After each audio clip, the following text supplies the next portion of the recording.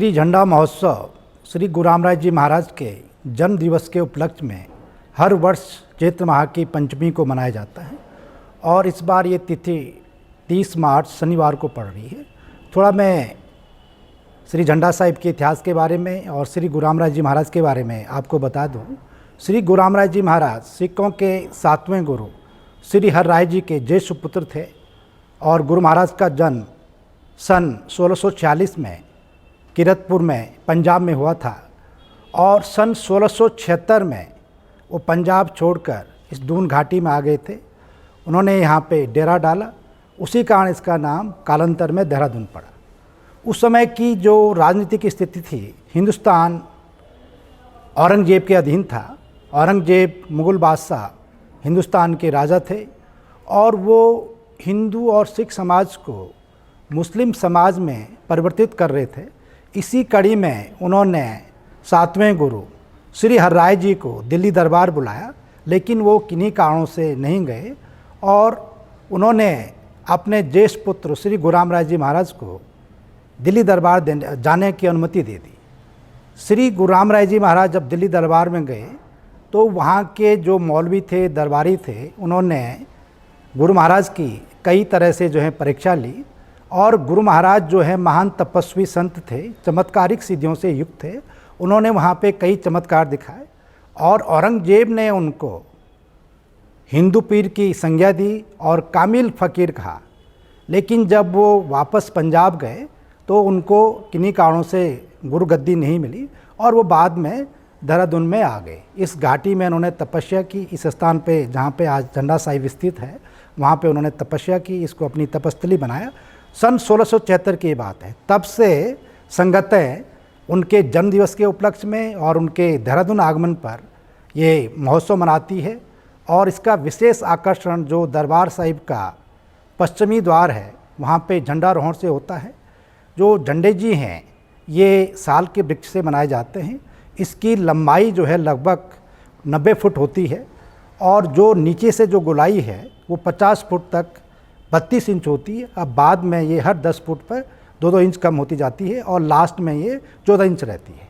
तो इसका बड़ा महत्व है। जो ध्वज दंड है, इस पर 3 तरह के वस्त्रों का आवरण चढ़ता है, जिनको गिलाफ कहते हैं। ये सादे मार्किन के होते हैं, जिनकी संख्या 41 होती हैं। उसके बाद सनील के गिलाफ, जिनकी संख्या 21 होती है। और जो बाहरी जो दिखता है उसको दर्शनी गिलाफ कहते हैं, जिसके दर्शन होते हैं। तो ये उन संगतों द्वारा चढ़ाए जाते हैं जिनकी मन्नतें पूरी होती हैं। इस बार के दर्शनी गिलाफ चढ़ाने का सौभाग्य हमारे होशियारपुर के सेवक श्री हरभजन सिंह जी को मिला है। उनके पिताश्री ने लगभग 50 वर्ष पूर्व जो है यहाँ पे कुछ मन्नतें मांगी थी, मनोकामना उनकी पूर्ण हुई। तो उस खुशी में उनके बेटे जो हैं यहाँ पे इस बार दर्शनी गिलाफ को चढ़ाएंगे।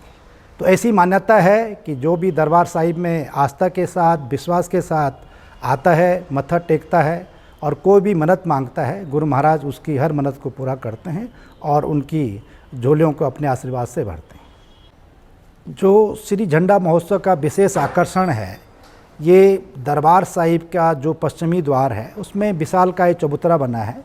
तो उसमें जो वर्तमान में झंडे जी हैं, पहले उसको उतारा जाता है। संगतें इसको बड़े आदरपूर्वक जो हैं सुबह 8 बजे पूजा अर्चना के बाद, वैदिक मंत्रों के उच्चारण के बाद उस जो वर्तमान में स्थित हैं श्री झंडे जी को संगतें बड़े आदरपूर्वक उतारती हैं। और जो इस पे गिलाफ जो वस्त्रों का आवरण है, संगतें इसको प्रसाद के रूप में ग्रहण करती हैं। उसके बाद जो ध्वज दंड है उसको जो है गंगा जल और पंचगव्य से इसका स्नान कराया जाता है। और फिर सुबह 9 बजे से जो नए वस्त्रों का आवरण है, गिलाफ हैं 3 तरह के जो मैंने अभी बताया, उनका आवरण जो है संगतों द्वारा इस पे चढ़ाया जाता है और सुबह 9 बजे से लेकर 2 बजे तक ये प्रक्रिया जारी रहती है। उसके बाद फिर झंडे जी को अंतिम रूप दिया जाता है और फिर 4 बजे तक जो है झंडे जी का आरोहण कर दिया जाता है। झंडे जी चढ़ाने की जो प्रक्रिया है वो काफ़ी जटिल है। श्री झंडे जी चढ़ाने का दृश्य बड़ा दिव्य अलौकिक होता है और उस समय दरबार परिसर में लाखों की संख्या में संगतें होती हैं और हर कोई जो है उस दृश्य को अपनी आँखों से देखना चाहता है। भक्ति भावना जो है उस समय बड़ी चरम सीमा में होती है और लोग अपने को धन्य समझते हैं कि वो दरबार परिसर में, झंडा परिसर में जो है इस दृश्य को जो है देख पाते हैं। श्री झंडा महोत्सव में बहुत सारी संगतें आती हैं, लाखों की संख्या में संगतें आती हैं, तो उनके रहने की, खाने की और अन्य व्यवस्थाएं जो हैं दरबार साहिब द्वारा की जाती है। इसके लिए दरबार साहिब में, परिसर में और जो हमारे स्कूल हैं, जो देहरादून की धर्मशाला हैं, होटल्स हैं, सब में संगतों की रहने की व्यवस्था की जाती है। और इससे भी अच्छी बात, जो हमारे देहरादून की संगतें हैं वो उनको अपने घरों में बड़े आदरपूर्वक ठहराती है, तो रहने की कोई समस्या नहीं होती है और सारी संगतों को हम बड़े प्यार से यहाँ पे ठहराते हैं। उसके अलावा उनके खाने की व्यवस्था के लिए 8 लंगर जो हैं वो 24 घंटे चलते रहते हैं दरबार परिसर में, तालाब में, बिंदाल में और मातावाला बाग में। और बाकी छोटे मोटे लंगर जो हैं, जो हमारे देहरादून के व्यापारी हैं या अन्य सेवक हैं, उनके द्वारा चलाए जाते हैं। उसके अलावा हम संगतों के स्वास्थ्य परीक्षण के लिए या किसी को कोई स्वास्थ्य की दिक्कत होती है तो श्री महंत इंद्रेश हॉस्पिटल जो हमारा पटेल नगर में स्थित है, उनकी यहाँ पे टीम, डॉक्टर्स की टीम, नर्सिंग स्टाफ, पैरामेडिकल, वो यहाँ पे 24 आवर्स उपलब्ध रहता है, एम्बुलेंस रहती है, तो उनके स्वास्थ्य की जांच भी होती है और साथ साथ जो हैं किस तरह से अच्छा स्वास्थ्य को बनाए रखा जाए उसके लिए यहाँ पे उनको लगातार जो है जागरूक किया जाता है। शासन प्रशासन का हमें बहुत अच्छा सहयोग मिलता है। पुलिस प्रशासन की टीम जो है लगातार यहाँ पे निरीक्षण करती रहती है। जिला प्रशासन के साथ हमारे जो दरबार साहिब के अधिकारी हैं उनकी मीटिंगें होती रहती हैं और किस तरह से मेले को और अच्छे ढंग से संपन्न कराया जाए, इसमें पूरा सहयोग हमें मिलता है। बाकी जो हमारे सेवक हैं दरबार साहिब के, वो भी व्यवस्था बनाने में बहुत अच्छा सहयोग देते हैं। हर तीसरे वर्ष जो है, जो झंडा महोत्सव है वो मार्च लास्ट में जाता है और जब मार्च लास्ट में जाता है तो उस समय तक जो है बच्चों की परीक्षाएं संपन्न हो जाती हैं, तो परिवार के सभी लोग जो हैं वो फ्री हो जाते हैं। तो निश्चित तौर पे इस समय बहुत अधिक संख्या में हमारी संगतें इस झंडा महोत्सव के दौरान पे यहाँ पे आएंगी। जो सुरक्षा की दृष्टि के लिए बहुत अच्छा प्रबंध जो है दरबार साहिब ने किया है। जो भी प्रवेश द्वार हैं या जितने भी और जगह हैं वहाँ पे CCTV जो हमने इंस्टॉल किए हैं और पुलिस के जवान भी जगह जगह जो हैं वो तैनात रहते हैं। जो हमारा दर्शनी गेट है उस पर एक अस्थाई जो है थाना मेला लग जाता है, तो उससे जो है बहुत अच्छी व्यवस्था हो जाती है। बाकी जो है गुरु महाराज की कृपा से सारी जो व्यवस्थाएं हैं वो बड़े किसी विघ्न बाधाएं के आगे बढ़ती हैं। झंडारोहण के तीसरे दिन सप्तमी को, जो कि तिथि इस बार 1 अप्रैल को पड़ रही है, उस दिन जो देहरादून पुराना नगर था, संगतें जो हैं उसकी परिक्रमा करती है।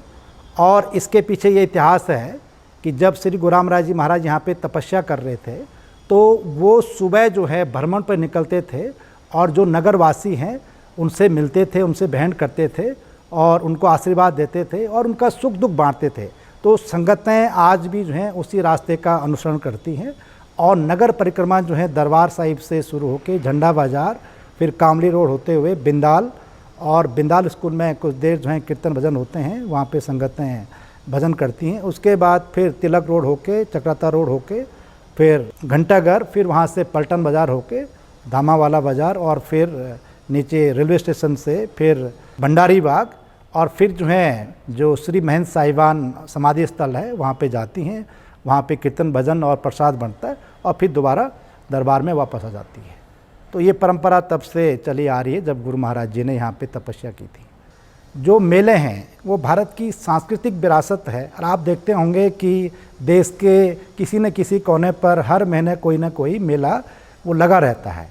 तो ये हमारी सांस्कृतिक विरासत को आगे बढ़ाने के लिए हमारी जो परंपराएं हैं, मान्यता हैं, उसको आगे बढ़ाते हैं और इससे समाज में प्रेम, सद्भावना और एकता का विकास होता है और जो विभिन्न हमारी संस्कृतियां हैं उनका आदान प्रदान होता है। आप यहाँ पे देखें कि देश भर से संगतें आती हैं, विदेशों से भी आती हैं, वो उत्तराखंड की संस्कृति को अपने साथ आत्मसात करती हैं और संस्कृतियों का जो आपस में आदान प्रदान होता है। तो मेले जो हैं सामाजिक एकता के लिए और हमारी परंपरा को आगे बढ़ाने के लिए, अक्षुण्ण रखने के लिए बहुत ज़रूरी है। होली का त्यौहार प्रेम, भाईचारा, सद्भावना का, एकता का त्यौहार है। इसको हमें बड़े प्यार से मनाना चाहिए और होली के दौरान ये हमें कोशिश करनी चाहिए कि जो हम रंगों का प्रयोग करते हैं वो प्राकृतिक रंग हों, ऑर्गेनिक रंग हों और इको फ्रेंडली हों और पानी का बहुत ही हमें बचाव करके पानी का जो है हम वेस्टेज न करें, क्योंकि बहुत पानी की कमी हो रही है। तो ये मेरी विनती है कि रंगों का त्यौहार सबके जीवन में खुशहाली लाए और सबके जीवन में संपन्नता लाए। झंडारोहण के दिन काफ़ी संख्या में संगतें हमारी दरबार परिसर में आती हैं, तो मेरी उनसे विनती है कि वो लाइन लगाकर धैर्यपूर्वक जो है सावधानी से दरबार साहिब और झंडा साहिब में मत्था टेकें। कोई जल्दबाजी न करें, सबको जो है अवसर मिलेगा और वो मेले में बहुत अच्छी व्यवस्था बना के रखें। जैसे कि हम सब जानते हैं कि पानी की बहुत कमी है, तो मैं सभी संगतों से, मेले में आने वाले सभी जो भी श्रद्धालु हैं, उनसे विनती करता हूं कि वो पानी का बहुत अच्छे ढंग से इस्तेमाल करें, जो जितना ज़रूरी है उतना इस्तेमाल करें और पानी के संरक्षण में अपना अमूल्य योगदान दें।